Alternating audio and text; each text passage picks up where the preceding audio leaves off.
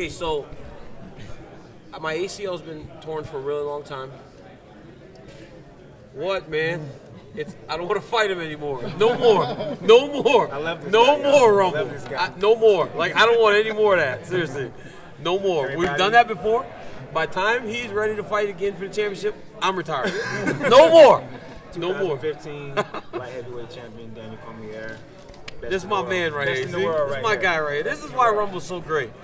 Don't mind us right now. We here. We having a good time. So it didn't happen in the fight. No, it did. It was something that happened a long time before. Rumble's just like towering over me right now, and holding me. He's just completely holding me. Jeez. We're actually gonna go and have a party this weekend, so yeah, he's a good guy.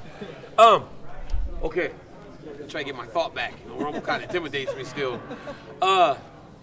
Okay, so when I was about to fight Dan Henderson, 10 days before the fight, I actually was wrestling, and the guy jumped back between my legs, and he pulled back, and my knee popped. So I was like, wow, you know, I hurt myself. So I go to the doctor. I'm laying on the exam table, barely able to walk, and the doctor's so sad, and he's all, you know, they do this test on your knee, where they kind of test where it ends, and mine didn't. So the doc's all sad, and he goes, Daniel, sad to tell you that you have no ACL. But he's sad. Like, he's telling me very bad news. And then we get an MRI, and he goes, wait, it's like got scar tissue and everywhere. He goes, so this looks like an old injury. So we look back, and I think I might have did it when I was wrestling. And so when I started fighting, I just had been doing it for so long that I never paid attention to it. That I don't have an ACL. It's torn. And when I was getting ready to train for Rumble, my knee started getting swollen. It started getting swollen and started hurting.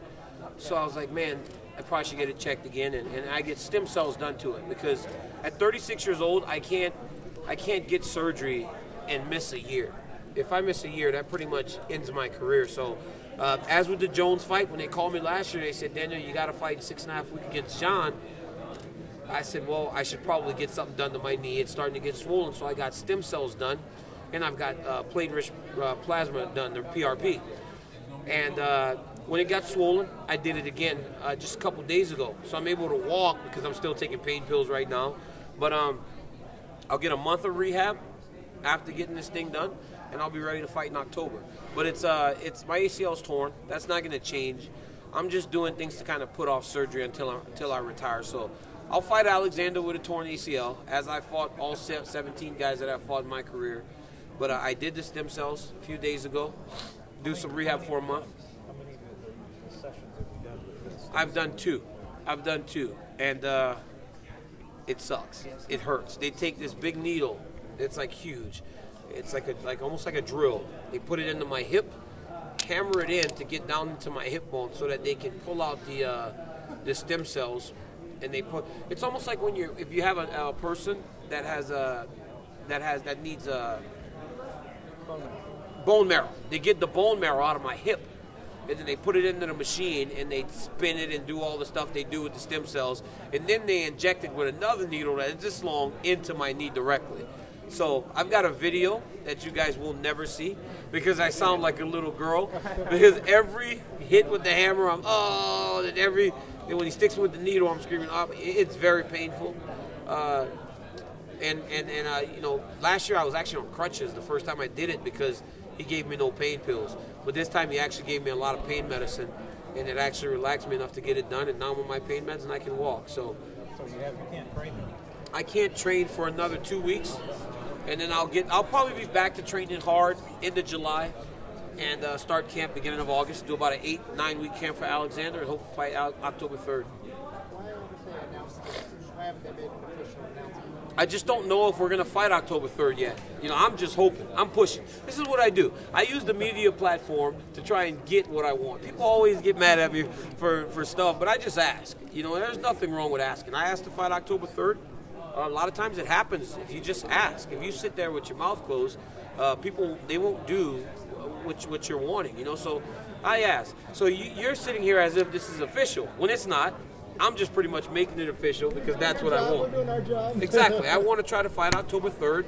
It's in Houston. It's about 4 hours from my hometown. And I also want Cain Velasquez to fight there too. October 3rd, UFC 192. Put me and Kane on there. And last week in New York, we even asked for Khabib to fight there too. So we're trying to do this whole AKA versus the world thing, but we'll see how it works out. The right knee, right? It's my right knee, yeah, it's this one.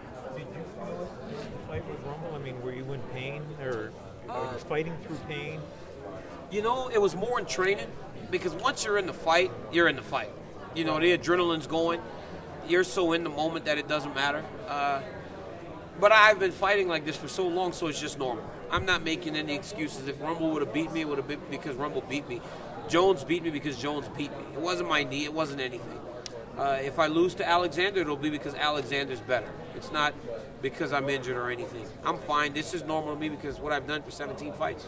At 36, how much longer do you want to fight? How much longer do I want to fight? Well, things are going pretty good right now. You know, so I'm going to keep doing it. But, you know, realistically, yeah. I mean, I don't know. I only started at 30, you know, so I've only been 5.5 years, almost 6 years in the sport.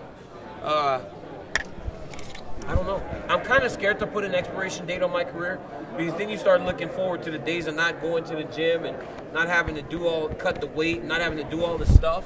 So I don't know. Maybe I'll fight till I'm 40. I don't know. Why did you put off the ACL surgery for 17 fights? When you started, did you kind of feel that? I didn't feel it.